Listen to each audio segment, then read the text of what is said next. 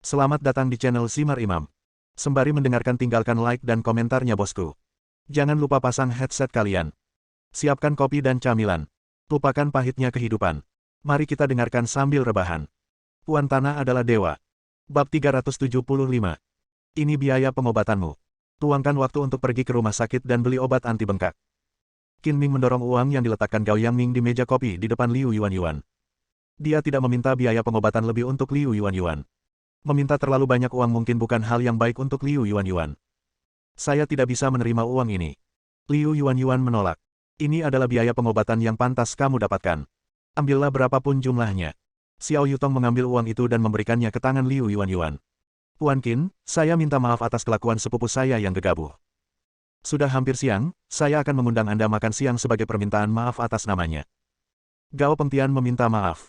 Aku ada urusan di siang hari, jadi lupakan saja soal mentraktirku makan. Lebih penting mengawasi sepupumu yang sombong itu. Qin Ming melirik Gao Yangming dan melihat sekilas kebencian di mata pria ini. Meskipun masalah ini sudah berlalu, aku tidak ingin dia terus menggangguku, terutama melampiaskannya pada orang yang tidak bersalah. Jika aku tahu, aku akan siap mengambil mayatnya untuknya. Peringatan dalam kata-kata Qin Ming sangat jelas. Gao Pengtian akan menjadi bodoh jika dia tidak mendengarnya. Dia bersumpah, tenanglah, Tuan Qin. Aku akan menghukumnya dengan keras saat aku kembali dan memastikan bahwa dia tidak akan membuat masalah lagi. Karena Tuan Qin masih memiliki hal lain untuk dilakukan, aku tidak akan mengganggumu lagi. Setelah berkata demikian, Gao Pengtian memimpin anak buahnya pergi, dan Gao Yangming mengikutinya dengan lesu. Setelah keluar dari gedung pameran mobil, Gao Yangming memberanikan diri untuk menunjukkan kemarahannya dan bertanya dengan nada tidak yakin, "Kakak, siapa orang itu? Bagaimana kamu bisa bersikap begitu sopan kepadanya?" Gao Pengtian mendengus dingin, "Jika aku tidak datang tepat waktu, kau akan mendapat masalah besar. Kau bahkan tidak akan tahu bagaimana kau mati. Tuan Qin adalah seseorang yang tidak bisa kau ganggu. Jauhi dia sejauh mungkin. Selain itu, jangan ganggu penjual itu, atau kau harus menyiapkan peti mati sendiri. Jangan salahkan aku karena tidak mengingatkanmu. Saudaraku, siapa sebenarnya Tuan Qin? Katakan yang sebenarnya agar aku tahu jawabannya." Gao Yangming bertanya lagi. "Namanya Qin Ming." Ketika Gao Yangming mendengar nama Qin Ming, dia menggigil dan merasakan hawa dingin di belakang lehernya. Meskipun dia belum pernah melihat Qin Ming, nama itu sangat familiar baginya, dan semua orang di geng Elang Langit mengenalnya. Pemimpin lama geng Elang Langit, San Xiong, dan pemimpin muda, San Wu, keduanya dibunuh oleh Qin Ming. Gao Yangming tidak menyangka bahwa ia memiliki kemampuan untuk lolos dari kejaran Qin Ming. Ia diam-diam bersyukur kepada Tuhan karena ia tidak membuat Qin Ming marah sepenuhnya, jika tidak, bahkan jika ia memiliki 9 nyawa, itu tidak akan cukup untuk membuatnya mati. Dia awalnya berencana untuk menimbulkan masalah bagi Liu Yuanyuan setelahnya, tetapi ketika dia mengetahui bahwa dia telah memprovokasi bintang jahat Qin Ming, dia sepenuhnya membatalkan ide tersebut. "Tuan Qin, terima kasih telah membantu saya mendapatkan keadilan." Liu Yuanyuan dengan lembut menyentuh pipinya yang masih sakit dan berkata dengan penuh rasa terima kasih. Jika Qin Ming tidak membelanya, dia pasti harus menanggung tamparan dari pelanggan itu. Liu Yuanyuan mengangguk. "Yang kurang hanya plat nomornya. Plat nomornya akan siap dalam 2 hari kerja. Saya akan menghubungi Anda nanti." "Baiklah, kalau begitu kita harus pergi. Aku akan membawa kalian berdua." Liu Yuanyuan mengantar Qin Ming dan Xiao Yutong keluar dari aula. Ia melihat Audi A8L baru itu pergi dan tak kuasa menahan diri bergumam dalam hati dengan rasa iri, lebih baik menjadi kaya dan berkuasa. "Sayangnya, aku tidak memiliki kehidupan yang sebaik itu. Paman, kamu baru saja membeli mobil baru dan kamu perlu melatihnya. Ayo kita cari tempat untuk balapan. Aku sudah lama tidak balapan mobil." Titik. Xiao Yutong mendesak dengan penuh semangat. Dia ingat dengan jelas bahwa dia bertemu Qin Ming karena balapan mobil. "Lupakan saja. Kau tahu kemampuan balapku. Di seluruh kota Donghai, aku menganggap diriku yang terbaik kedua. Tidak ada yang berani mengklaim sebagai yang pertama. Tidak ada yang menjadi lawanku. Tidak ada gunanya balapan." Qin Ming mendesah, memperlihatkan ekspresi kesepian yang luar biasa. Xiao Yutong mengerutkan bibirnya, "Aku akui bahwa kemampuan balap gerakmu memang kelas 1, tetapi kamu masih jauh dari kata tak terkalahkan. Selain itu, orang-orang membuat kesalahan dan kuda-kuda tersandung. Kamu tidak bisa mengatakan bahwa kamu akan menang 100% saat kamu mengikuti balap drag. Gadis, jangan coba-coba memprovokasiku. Aku tidak akan tertipu. Aku sarankan kamu untuk menyerah saja dan mencoba menyeretku ke dunia balap. Lagi pula, kamu masih sangat muda. Kenapa kamu tidak melakukan hal lain untuk dimainkan? Kamu harus balapan untuk mendapatkan kesenangan. Kalau tidak terjadi apa-apa, tidak apa-apa. Kalau terjadi apa-apa, mobil akan hancur dan orang-orang akan mati. Itu terlalu berbahaya. Aku sarankan kamu untuk tidak bermain-main dengan mobil di masa mendatang. Hentikan." Xiao Yutong sangat tidak sabar ketika mendengar Qin Ming berceramah seperti orang tua, kenapa kamu bisa menjadi biksu Tang? Kamu sangat bertele-tele. Jika kamu tidak ingin ikut balapan, pergilah berjudi dengan batu. Itu pilihanmu. Pokoknya, aku akan mengandalkanmu sore ini. Aku akan pergi kemanapun kamu pergi. Keahlian mengemudi Qin Ming diperolehnya saat melarikan diri, bukan untuk sensasi balapan. Sebagai perbandingan, ia lebih suka mengajak Xiao Yutong berjudi batu. Setidaknya ada ratusan juta dolar yang menunggunya untuk diambil, dan akan sangat disayangkan jika tidak diambil. Setelah makan siang, Qin Ming mengendarai Audi A8L dengan plat nomor sementara ke ruang pameran tempat ia berjudi batu kemarin. Namun, selain Xiao Yutong, ada dua wanita cantik lain yang menemani mereka, Gu Qingyi dan Huo Nanling. Setelah perjudian batu giok berakhir kemarin, Qin Ming menelepon Gu Qingyi. Setelah Gu Qingyi terus-menerus bertanya, Qin Ming mengatakan kepadanya bahwa batu giok hijau kekaisaran dan bahan-bahan batu giok lainnya yang ia peroleh berasal dari perjudian batu giok. Tanpa diduga, Gu Qingyi sangat tertarik. Karena mereka datang ke sini untuk berjudi batu lagi, Qin Ming hanya memanggil Gu Qingyi. Huo Nanling tidak punya hal lain untuk dilakukan selain melindungi Gu Qingyi, jadi dia sangat ingin ikut serta untuk memperluas wawasannya. Ketika rombongan yang terdiri dari 3 wanita dan 1 pria ini melangkah ke dalam aula batu judi, mereka langsung menarik perhatian semua orang di dekatnya, karena Gu Qingyi dan Xiao Yutong sama-sama merupakan wanita tercantik. Beruntungnya, mereka berdua sudah terbiasa ditatap, dan mereka mengabaikan semua tatapan dari sekeliling mereka dan menanggapinya dengan tenang. Puan Qin, Anda akhirnya di sini. Anda masih berjudi dengan batu. Mari kita buka mata kita lagi. Puan Qin bukan hanya ahli dalam pemotongan batu, tetapi juga memiliki pandangan tajam dalam bertaruh pada batu. Kami sangat mengaguminya. Puan Qin memenangkan giok hijau kekaisaran terbaik, yang telah menjadi kisah bagus di kalangan batu judi. Sungguh patut dibanggakan. Beberapa orang yang kemarin melihat Qin Ming sedang memotong dan berjudi batu datang dan pergi untuk menyapanya dan berbasa-basi. Selain ingin mengenal Qin Ming, mereka juga ingin menghargai kecantikan Gu Qingyi dari jarak dekat. Kalian benar-benar menyanjungku. Aku hanya beruntung kemarin. Mungkin aku tidak akan seberuntung itu hari ini. Qin Ming menanggapi dengan rendah hati. Puan Qin, Anda terlalu rendah hati. Anda selalu mengatakan bahwa Anda sukses dalam berjudi tetapi tidak sukses dalam percintaan. Puan Qin, Anda sukses dalam berjudi dan percintaan. Anda membawa seorang gadis cantik ke sini hari ini. Jika Anda tidak menunjukkan keahlian Anda, bahkan jika kami setuju, gadis cantik itu tidak akan setuju. Seseorang bercanda. Nanti saya akan pergi memilih batu judi. Siapapun yang tertarik dapat pergi dan melihatnya.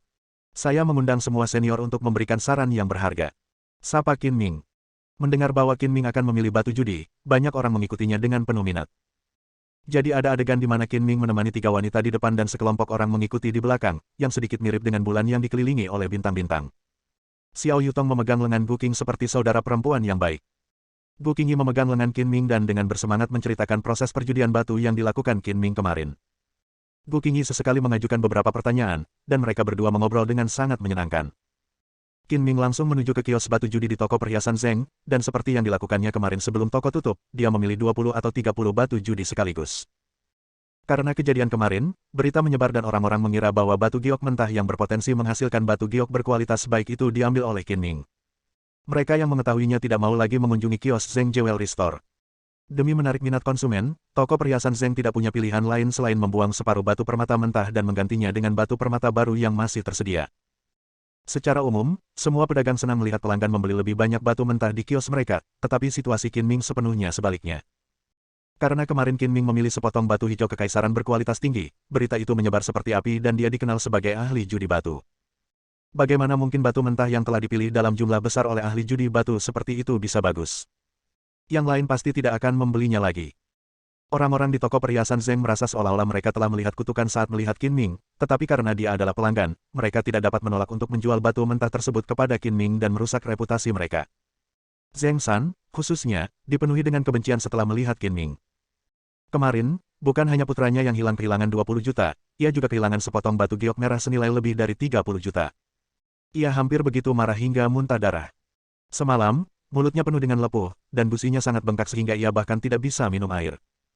Melihat Qin Ming yang sedang memilih batu mentah, mata Zeng San berputar dan sebuah rencana muncul di benaknya. Dia kehilangan begitu banyak uang kemarin, uang itu tidak bisa hilang dengan sia-sia, dia harus mendapatkan kembali wajahnya. Memikirkan hal ini, Zeng San menahan amarahnya dan berjalan mendekat sambil berpura-pura sopan. Bukankah ini Tuan Qin? Selamat datang di toko perhiasan Zeng. Apakah Anda akan berjudi pada batu permata lagi? Tentu saja. Aku tidak berjudi dengan batu. Apakah aku akan membeli begitu banyak batu mentah yang jelek untuk dibawa pulang dan dikagumi? Qin Ming memutar matanya. Hal ini membuat amarah Zheng San yang baru saja ia tahan tiba-tiba memuncak. Dengan amarah yang hampir meletus seperti gunung berapi, ia berkata, kau cukup pandai berjudi dengan batu, kan? Aku ingin bertaruh denganmu. Beranikah kau? Bos Zheng, kalau Anda tidak sanggup berjudi, jangan berjudi. Jangan seperti anak Anda kemarin, yang kalah dan ingin menolak membayar, dan membuat saya berusaha keras untuk menagih utang. Kata Qin Ming dengan nada sarkastis. Wajah Zheng San tiba-tiba pucat. Kalau saja tidak ada banyak orang yang mengawasinya, dia pasti sudah kehilangan kesabarannya saat itu juga. Anakku sudah melunasi utang judinya padamu kemarin. Jangan cari masalah lagi di sini. Aku hanya ingin bertanya satu hal padamu, beranikah kau berjudi denganku? Karena Bos Zheng sangat tertarik, tentu saja aku akan bergabung denganmu. Namun, jika taruhannya terlalu kecil, lupakan saja. Aku sama sekali tidak tertarik. Kata Qin Ming dengan nada bercanda. Sudahlah, jangan bicara omong kosong. Katakan saja berapa banyak yang ingin kau pertaruhkan. Kata Zheng San dengan nada provokatif. Kemarin aku menang 20 juta dari putramu ditambah sepotong batu giok merah senilai 30 juta. Aku akan memberimu kesempatan untuk menggandakan uangmu. Taruhannya adalah 100 juta. Aturannya adalah siapapun yang menemukan batu giok dengan nilai lebih tinggi menang, dan batu giok yang ditemukan oleh yang kalah juga akan menjadi milik pemenang. Zheng San berinisiatif untuk datang kepadanya untuk berjudi batu. Bagaimana mungkin Qin Ming melewatkan kesempatan seperti itu? Dia memutuskan untuk bermain besar. 100 juta, sungguh suatu pertaruhan. Perjudian 100 juta, apakah aku tidak salah dengar? Puan Qin benar-benar bermain besar kali ini. Terdengar seruan dari sekeliling, dan mata orang-orang tertuju pada Zheng San untuk melihat apakah dia berani menyetujui pertaruhan ini. 100 juta. Zheng San ragu-ragu. Belum lagi menang atau kalah, dia tidak bisa memberikan 100 juta yuan saat ini, dan dia dalam dilema. Bab 376. 100 juta untuk taruhan, apakah kamu gila? Gu Qingyi tampak terkejut ketika mendengar Qin Ming mengusulkan taruhan 100 juta di depan umum. Paman, aku mendukungmu. Jika 100 juta tidak cukup, bertaruhlah 200 juta saja. Xiao Yutong takut dunia tidak akan kacau, jadi dia ikut bersenang-senang dan membuat keributan. Saudara Qin, saya juga mendukungmu. Jika uangnya tidak cukup, saya punya 100 yuan lagi di sini. Kamu bisa mengambilnya untuk menambah jumlahnya, kata Huo Nanling dengan nakal. Puan Qin benar-benar bertindak besar kali ini. Dia benar-benar mengusulkan pertaruhan 100 juta. Saya kira dia merasa bahwa dia menang kemarin, jadi dia menjadi sedikit sombong dan tidak tahu batas kemampuannya sendiri. Bos Zheng, apakah Anda setuju atau tidak? Kami semua menunggu jawaban Anda untuk menyaksikan pertaruhan ini. Orang-orang di sekitar membicarakannya, dan beberapa dari mereka bahkan membuat keributan. Bos Zheng, kamu tidak akan takut dengan 100 juta, kan? Jika kamu tidak punya keberanian dan tidak mampu bermain, maka jangan belajar berjudi dengan batu dan buka saja bisnis perhiasanmu dengan jujur. Melihat Zheng San ragu-ragu dan tidak menjawab untuk waktu yang lama, Qin Ming memprovokasi dia dengan cara yang aneh. Di depan semua orang, Zheng San sangat khawatir dengan wajahnya. Dia mendengus dengan jijik dan berkata, saya adalah bos toko perhiasan Zheng. Bagaimana saya bisa takut hanya dengan 100 juta? Saya hanya takut Anda tidak dapat menghasilkan uang judi 100 juta, jadi Anda berbicara omong kosong di sini. Qin Ming mengeluarkan kartu bank dari sakunya, menjepitnya di antara jari telunjuk dan jari tengah, lalu meletakkannya di depannya. Kartu ini berisi lebih dari 100 juta yuan, termasuk 40 juta yuan yang saya menangkan kemarin. Jika Anda tidak percaya, Anda dapat memeriksa akun kapan saja. Uang taruhan saya sudah siap. Bos Zheng, apakah Anda ingin bertaruh, atau Anda takut bertaruh? Atas nama putri tertua keluarga Xiao, saya bersaksi untuk paman bahwa dia memiliki setidaknya 100 juta di kartunya, dan dia tidak akan pernah gagal membayar utangnya bahkan jika dia kalah. Xiao Yutong melangkah maju dan berkata, keluarga Xiao dikenal sebagai keluarga nomor satu dalam hal giok dan barang antik di kota Donghai, dan kesaksiannya sangat berbobot. Bos Zheng, Anda mengusulkan perjudian batu dengan kata-kata yang tepat, mengapa Anda begitu malu sekarang? Beranikah Anda mengatakan yang sebenarnya? Jika Anda tidak punya uang, saya dapat menerima toko perhiasan Zheng sebagai jaminan. Qin Ming meninggikan suaranya. Bertaruhlah. Jika kau berani bertaruh, mengapa aku tidak berani? Di bawah tatapan mata orang banyak, Zheng San tidak punya ruang untuk mundur. Ia setuju begitu saja. Terlebih lagi, dia telah berkecimpung di dunia giok selama lebih dari 10 tahun dan merasa bahwa pengalamannya dalam berjudi giok tidak kalah dengan orang lain. Lawannya adalah seorang pemuda yang jauh lebih sedikit pengalamannya daripada dia. Dia memiliki peluang 70 hingga 80% untuk memenangkan taruhan. Bagus sekali. Qin Ming mengepalkan tangannya, melihat sekeliling, dan berkata dengan keras, lebih baik datang pada waktu yang tepat daripada datang lebih awal. Sekarang saya ingin bertaruh dengan Bos Zheng di atas batu. Taruhannya adalah 100 juta. Mohon jadilah saksi. Baiklah, kami semua bersedia menjadi saksi. Orang-orang di sekitar bersorak, dan suasana di tempat kejadian menjadi ramai. Lagi pula, mereka tidak kehilangan halaman atau tanah, jadi siapa yang keberatan menonton keseruannya. Qin Ming menggugah emosi semua orang dan menatap Zheng San, lalu tersenyum dan berkata, "Bos Zheng, uang taruhanku sudah siap, bagaimana dengan milikmu?" Saat ini saya tidak punya banyak modal likuid, tetapi saya dapat menggunakan toko perhiasan Zheng sebagai agunan dan dengan mudah pergi ke bank untuk meminjam 100 juta. Jangan khawatir, jika saya kalah, kompensasi sama sekali tidak menjadi masalah. Toko perhiasan Zheng kini menghadapi krisis keuangan. Setelah membayar Qin Ming 15 juta kemarin, Zheng San bahkan tidak dapat menarik 10 juta yuan. Qin Ming menoleh dan melirik Gu Qingyi, lalu bertanya dengan suara rendah, berapa banyak saham yang bisa diperoleh di toko perhiasan Zheng dengan 100 juta yuan. Skala toko perhiasan Zheng tidak terlalu besar. Sejauh yang saya ketahui, valuasi keseluruhannya sekitar 500 hingga 600 juta. Modal 100 juta yuan dapat mencakup sekitar 20% saham. Setelah mendapat jawaban Gu Qingyi, Qin Ming tahu apa yang sedang terjadi.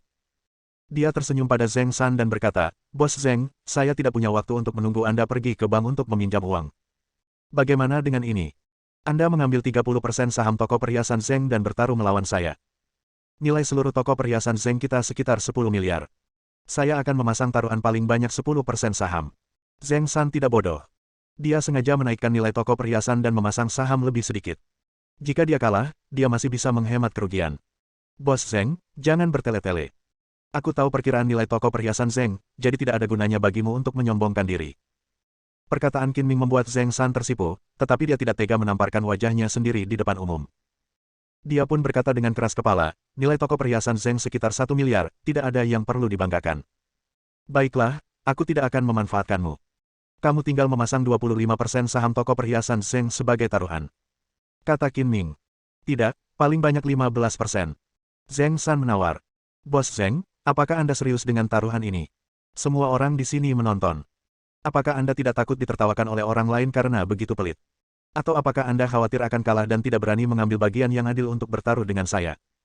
Qin Ming berkata dengan nada sarkastis lagi. "Zheng tua, kau terlalu picik. Jika kau tidak berani bertaruh, katakan saja lebih awal. Jangan sia-siakan perasaan kami. Nilai toko perhiasan Zheng hanya sekitar 500 juta.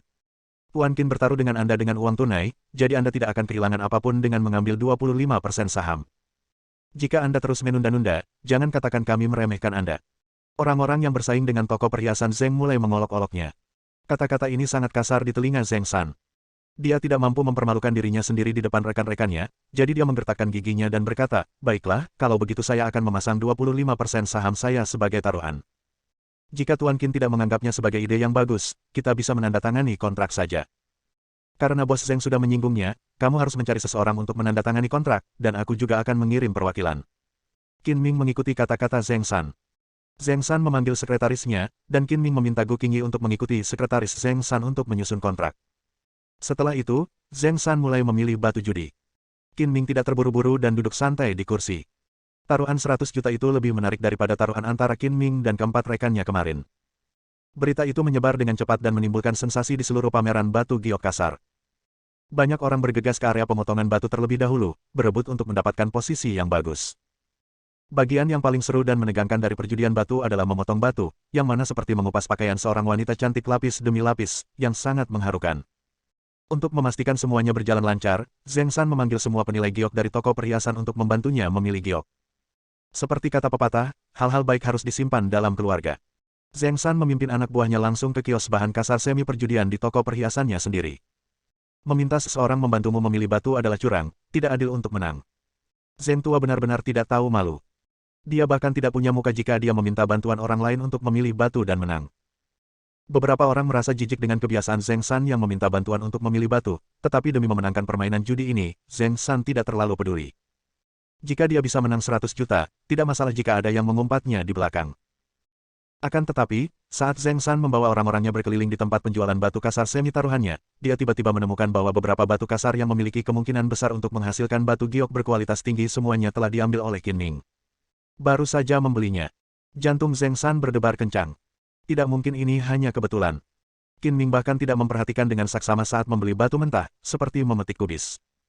Alhasil, semua batu mentah yang dibelinya kemungkinan besar adalah batu giok berkualitas tinggi. Mungkinkah dia benar-benar ahli dalam berjudi dengan batu mentah? Memikirkan hal ini, Zheng San mengalihkan pandangannya ke sepotong batu mentah yang diletakkan sendirian di tengah-tengah kandang. Batu kasar ini tingginya lebih dari 1 meter dan setebal pinggang orang dewasa. Kulit batunya berwarna hijau tua dengan tekstur halus dan sabuk ular piton pinus terlihat jelas. Penampilannya sangat bagus. Dilihat dari pengalaman para ahli dalam perjudian giok, batu kasar ini pasti mengandung batu giok berkualitas tinggi. Terlebih lagi, di bagian tengah terdapat jendela seukuran buah kenari, yang dari sana memancar cahaya hijau. Para penilai batu giok di bawah Zheng San telah melihatnya berkali-kali dan semuanya sepakat bahwa cahaya hijau yang keluar dari jendela adalah batu giok jenis kaca. Potongan batu giok semi langka ini adalah batu giok mentah termahal di toko perhiasan Zheng. Harganya 16 juta dan diangkut khusus dari gudang pagi ini untuk memamerkan batu giok tersebut. Qin Ming tidak memilih bahan mentah ini. Apakah karena dia tidak optimis atau karena dia pikir harganya terlalu mahal? Zheng San tidak yakin dengan pikiran Qin Ming, jadi untuk memenangkan taruhan, dia memilih bagian yang memenangkan penawaran. Jika dia bahkan tidak dapat memenangkan tawaran yang diakui sebagai penawar tertinggi di toko perhiasan itu, maka dia hanya dapat menganggap dirinya tidak beruntung. Seseorang, kemarilah dan bawalah benda pemenang ini ke area pemotongan batu.